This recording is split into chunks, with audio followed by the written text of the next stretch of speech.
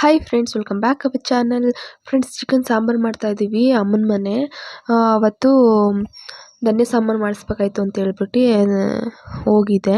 ಆವಾಗ ಚಿಕನ್ ಸಾಂಬಾರು ಮತ್ತು ಕಬಾಬ್ ಮಾಡ್ತಾಯಿದ್ದೆ. ನಾನು ಅದಕ್ಕೆ ಇಬ್ಬರು ಸೇರ್ಕೊಂಡು. ಅಮ್ಮ ಮತ್ತು ಅಪ್ಪ ಎಲ್ಲ ಹೊರಗಡೆ ಹೋಗಿದ್ರು, ಸ್ವಲ್ಪ ಕೆಲಸ ಇತ್ತು ಅಂದ್ಬಿಟ್ಟು. ನೀವು ಅಡುಗೆ ಮಾಡ್ಕೊಂಡು ಊಟ ಮಾಡಿ ಮಧ್ಯಾಹ್ನ, ಸಂಜೆ ನಾವು ಬರ್ತೀವಿ ಅಂತ ಹೇಳಿದರು. ಅದಕ್ಕೋಸ್ಕರ ಮಧ್ಯಾಹ್ನ ನಮಗೆ ಅಂತ ಒಂದು ಎರಡೆರಡು ಪೀಸು ಕಬಾಬ್ ಹಾಕ್ಕೊಳ್ಳೋಣ ಅಂದ್ಬಿಟ್ಟು ಕಬಾಬ್ ಮಾಡ್ಕೊಂಡಿದ್ದೀವಿ. ಮತ್ತು ಈ ಕಡೆ ಸಾಂಬಾರು ಕೂಡ ರೆಡಿಯಾಗಿದೆ, ಆ ಕಡೆ ಚಿಕನ್ ಫ್ರೈ ಕೂಡ ರೆಡಿಯಾಗಿದೆ. ಮಧ್ಯಾಹ್ನ 2 ಗಂಟೆ ಅಷ್ಟರಲ್ಲಿ ಅಡುಗೆ, 2-2:30 ಅಷ್ಟರಲ್ಲಿ ಅಡುಗೆ ಆಗಿತ್ತು. ಊಟ ಮಾಡಿಬಿಟ್ಟು ಮೇಲ್ಗಡೆ ಮತ್ತೆ ಧನಿಯಾ ಅದು ಒಣಗಾಕೋಣ ಅಂತ ಮೇಲ್ಗಡೆ ಹೋಗೋಣ ಅಂತ ಅಂದ್ಕೊಂಡಿದ್ದೆ. ಅದಕ್ಕೋಸ್ಕರ ಇವಾಗ ಊಟ ಮಾಡ್ತಾಯಿದ್ದೀವಿ ಫ್ರೆಂಡ್ಸ್. ನಾನು ನೆಕ್ಸ್ಟ್ ಡೇ ಆವತ್ತು ಸರಿಯಾಗಿ ಒಣಗಿರಲಿಲ್ಲ, ಅದಕ್ಕೋಸ್ಕರ ನೆಕ್ಸ್ಟ್ ಡೇ ಮತ್ತೆ ಬಂದಿದ್ದೀನಿ ಅಮ್ಮನ ಮನೆಗೆ. ಎಲ್ಲನೂ ಒಣಗಾಕಿದ್ದೀನಿ. ಇಲ್ಲಿ 2 kg ಧನಿಯಾ ಇದೆ, 2 kg ಧನಿಯಾ ಮಾಡಿಸ್ತಾ ಇರೋದು. 1 kg ಮಾಡಿಸಿದ್ರೆ ಸ್ವಲ್ಪ ಕಮ್ಮಿ ಆಗುತ್ತೆ ಅಂದ್ಬಿಟ್ಟು 2 kg ಮಾಡಿಸ್ಕೊಂಬಿಡೋಣ, ಒಂದೇ ಸಲ ಜಾಸ್ತಿ ದಿನ ಬರುತ್ತೆ ಅಂದ್ಬಿಟ್ಟು ಮಾಡ್ತಿದ್ದೀನಿ. Hi friends, welcome back our channel. ಎಲ್ಲರೂ ಹೇಗ್ತೀರಾ ಫ್ರೆಂಡ್ಸ್? ಎಲ್ಲರೂ ಚೆನ್ನಾಗಿದ್ದೀರಾ? ನಾನು ಬ್ಲಾಗ್ ಸ್ಟಾರ್ಟ್ ಮಾಡ್ತಾಯಿದ್ದೀನಿ. ಮೇಲ್ಗಡೆ ಧನಿಯಾ ಒಣಗಾಕೋಣ ಅಂತ ಬಂದಿದ್ದೀನಿ. ಆಲ್ರೆಡಿ 12:30 ಆಗಿದೆ. ಧನಿಯಾ ಸಾಂಬಾರನ್ನ ಅಂದರೆ ಸಾಂಬಾರು ಪುಡಿ ಮಾಡಿಸೋಣ ಅಂತ. ತುಂಬ ವರ್ಷ ಆಯಿತು. ಹೋದ ವರ್ಷ ಈ ಮನೆ ಗೃಹಪ್ರವೇಶ ಆದಾಗ, ಅಮ್ಮನ ಮನೆ ಗೃಹಪ್ರವೇಶ ಆಗಿ 1 ತಿಂಗಳು 2 ತಿಂಗಳಾಗಿತ್ತು. ಆವಾಗ ಮಾಡಿಸ್ಕೊಂಡಿದ್ದೆ ಸಾಂಬಾರು ಪುಡಿನ. ನನಗೆ ಎಷ್ಟೆಷ್ಟು ಏನೇನು ಹಾಕ್ಬೇಕು ಅನ್ನೋದು ಗೊತ್ತಿಲ್ಲ, ಅದಕ್ಕೋಸ್ಕರ ಏನೇನು ಎಷ್ಟೆಷ್ಟು ಹಾಕ್ಬೇಕು ಅಂತೆಲ್ಲ ಕೇಳ್ಕೊಂಡು ಅಮ್ಮನ ತೊಗೊಬಂದಿದ್ದೆ. ನೆನ್ನೆನೇ ತೊಗೊಂಬಂದಿದ್ದೆ.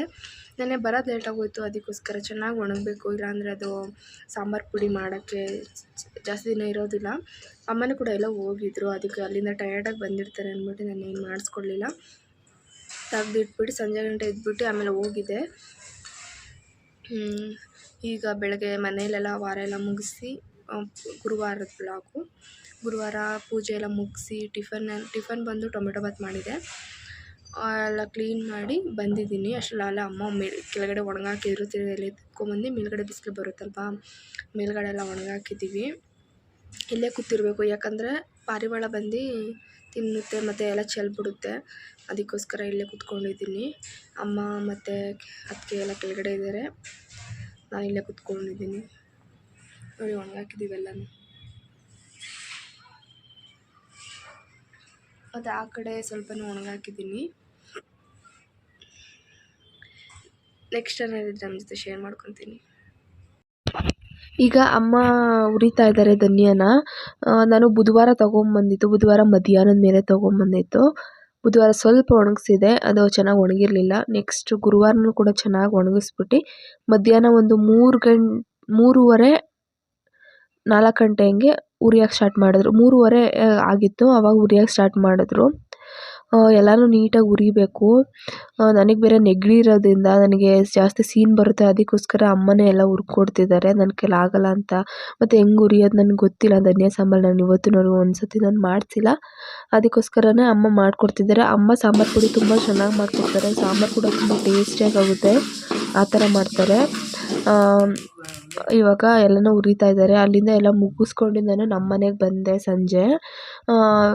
ಹಾಲು ಸ್ವಲ್ಪ ಜಾಸ್ತಿನೇ ಉಳಿದಿತ್ತು ಅಮ್ಮನ ಮನೆಗೆ ಹೋಗಿರೋದ್ರಿಂದ, ಅದಕ್ಕೆ ಸ್ವಲ್ಪ ಪನ್ನೀರ್ ಮಾಡೋಣ ಅಂತ ಹಾಲು ಇಟ್ಟಿದ್ದೆ. ಅಷ್ಟರಲ್ಲಿ ಹಾಲು ಅದೇ ಒಡ್ಕೊತು. ಅದಕ್ಕೆ ಇನ್ನೊಂದು ಸ್ವಲ್ಪ ನಿಂಬೆಹಣ್ಣು ಜ್ಯೂಸ್ ಹಾಕ್ಬಿಟ್ಟು ನಾನು ಇನ್ನೊಂದು ಸ್ವಲ್ಪ ಚೆನ್ನಾಗಿ ಹೊಡ್ಕೊತಾ ಇದ್ದೀನಿ. ಇದನ್ನು ಚೆನ್ನಾಗಿ ಹೊಡ್ಕೊಂಬಿಟ್ಟು ಒಂದು ವೈಟ್ ಬಟ್ಟೆಗೆ, ಯಾವ್ದಾರ ಬಟ್ಟೆಗೆ ತೇವ ಮಾಡಿಬಿಟ್ಟು ಅದಕ್ಕೆ ಶೋಧಿಸ್ಕೊಬೇಕು, ನೀಟಾಗಿ ಶೋಧಿಸ್ಕೊಂಬಿಟ್ಟು ಮತ್ತು ತಣ್ಣೀರು ಹಾಕಿ ತೊಳ್ಕೊಬೇಕು. ಯಾಕಂದರೆ ನಿಂಬೆಹಣ್ಣು ಹಾಕಿರೋದ್ರಿಂದ ಹುಳಿ ಬರುತ್ತೆ. ತೊಳ್ಕೊಂಬಿಟ್ಟು ಅದನ್ನು ಚೆನ್ನಾಗಿ ಹಿಂಡ್ಬಿಟ್ಟು ನೀರನ್ನೆಲ್ಲ ಅದ್ರ ಮೇಲೆ ಸ್ವಲ್ಪ ಪ್ರೆಷರಾಗಿ ಏನಾದರೂ ಕಲ್ಲು ಏನಾದರೂ ಇಟ್ಬಿಟ್ಟು ಬಿಟ್ಬಿಟ್ರೆ ಅದು ಶೇಪಾಗಿ ನೀಟಾಗಿ ಚೆನ್ನಾಗಿ ಬಂದಿರುತ್ತೆ. ಚೆನ್ನಾಗಾಗುತ್ತೆ ಫ್ರೆಂಡ್ಸ್ ಮನೆಯಲ್ಲೇ ಮಾಡೋದು ಪನ್ನೀರು, ಸಾಫ್ಟಾಗಿರುತ್ತೆ. ನೀವು ಒಂದ್ಸಲ ಟ್ರೈ ಮಾಡಿ. ಹೊರಗಡೆಯಿಂದ ತರೋದು ಒಂದು 50 ಗ್ರಾಮ್ಗೆ 90-80 ಹಂಗಿರುತ್ತೆ. ಅದಕ್ಕೋಸ್ಕರ ಮನೆಯಲ್ಲೇ ಮಾಡ್ಕೊಂಬಿಟ್ರೆ ಒಳ್ಳೆಯದು ಅಂತ ಅನಿಸುತ್ತೆ. ನಾನು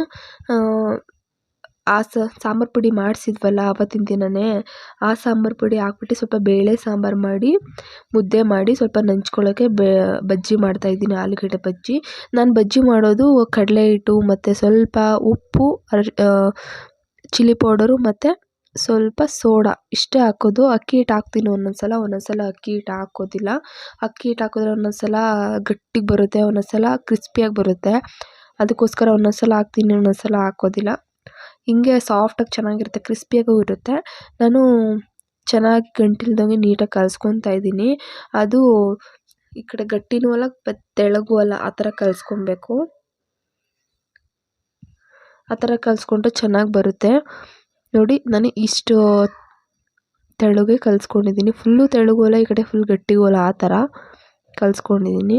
ನಾವು ಹೇಗೆ ಕಲಿಸ್ಕೊತೀವೋ ಅದೂ ಮುಖ್ಯ ಆಗುತ್ತೆ ಬಜ್ಜಿ ಮಾಡಬೇಕಾದ್ರೆ. ಸ್ವಲ್ಪ ತೆಳ್ಳಗಾದರೆ ನೀಟಾಗಿ ಬರೋದಿಲ್ಲ, ಫುಲ್ ಗಟ್ಟಿಗಾದರೂ ನೀಟಾಗಿ ಉಬ್ಬೋದಿಲ್ಲ, ಈ ಥರ ಆಗುತ್ತೆ. ನಾನು ಆಲ್ರೆಡಿ ಆಲೂಗಡ್ಡೆನ ಕಟ್ ಮಾಡಿ ನೀರಲ್ಲಿ ನೆನೆಸಿಟ್ಟಿದ್ದೀನಿ. ಅದು ನೀರಲ್ಲಿ ನೆನೆಸಿಟ್ಟಿಲ್ಲ ಅಂದರೆ ಅದು ಕಪ್ಪಗಾಗ್ಬಿಡುತ್ತೆ. ಅದಕ್ಕೋಸ್ಕರ ಈಗ ಆ ಕಡೆ ಬಜ್ಜಿ ಹಾಕ್ಕೊತಾ ಇದ್ದೀನಿ, ಈ ಕಡೆ ಮುದ್ದೆಗೂ ಕೂಡ ಇಟ್ಟಿದ್ದೀನಿ. ಬಜ್ಜಿ ಹಾಕ್ತಿದ್ದಂಗೆ ಮುದ್ದೆ ಕಟ್ಕೊಂಡು ಊಟ ಮಾಡಿ ಮಲ್ಕೊಳ್ಳೋಣ ಅಂತ ಸ್ವಲ್ಪ ಫುಲ್ ಟಯರ್ಡ್ ಆಗಿಬಿಟ್ಟಿತ್ತು. ಯಾಕಂದರೆ ಬುಧವಾರನೂ ಓಡಾಡಿದೆ. ಸಾಂಬಾರು ಪುಡಿ ಇದು ಧನ್ಯ ಅವೆಲ್ಲ ತೊಗೊಂಡು ಶಶಿ ಕೆಲಸ ಇರೋದ್ರಿಂದ ಅಮ್ಮನೂ ಇರಲಿಲ್ಲ, ಅದಕ್ಕೋಸ್ಕರ.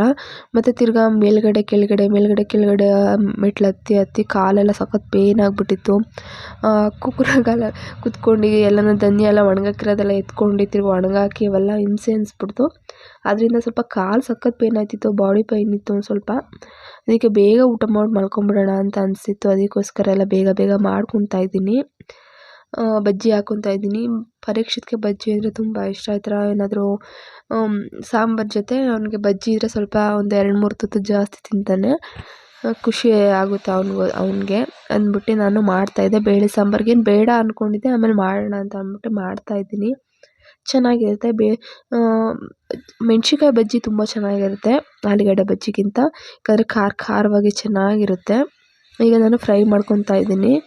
ಈ ಕಡೆ ಸಿಮ್ಮಲ್ಲಿ ಹಾಗೆ ಇಟ್ಟಿದ್ದೀನಿ ಮುದ್ದೆನ. ಅದು ಚೆನ್ನಾಗಿ ಫ್ರೈ ಮಾಡ್ಕೊಬೇಕು, ಬೇಗನೆ ಆಗಿಬಿಡುತ್ತೆ. ಮತ್ತು ನಾವು ಬಜ್ಜಿ ಕರಿಯೋ ಐಟಮ್ ಮಾಡ್ಬೇಕಾದ್ರೆ ಚಿಕ್ಕ ಬಾಣಲೆಯಲ್ಲಿ ಫುಲ್ ಎಣ್ಣೆ ಹಾಕಿದರೆ ಚೆನ್ನಾಗಾಗುತ್ತೆ. ನಾನು ಇಲ್ಲಿ ಪ್ಯಾನ್ ಇಟ್ಟಿದ್ದೀನಿ, ಅದರಲ್ಲಿ ಸ್ವಲ್ಪ ಜಾಸ್ತಿನೇ ಎಣ್ಣೆ ಹಾಕಿದ್ದೀನಿ, ಬಟ್ ಆ ಥರ ಕಾಣಿಸ್ತಿದೆ. ಇದಾಗಿತ್ತು ಫ್ರೆಂಡ್ಸ್ ಈ ವ್ಲಾಗ್. ಇಲ್ಲಿಗೆ ಎಂಡ್ ಮಾಡ್ತೀನಿ. Thank you for watching. ಸಿಗೋಣ ಮತ್ತೊಂದು ವ್ಲಾಗ್ ಒಂದಿಗೆ. Bye friends, take care.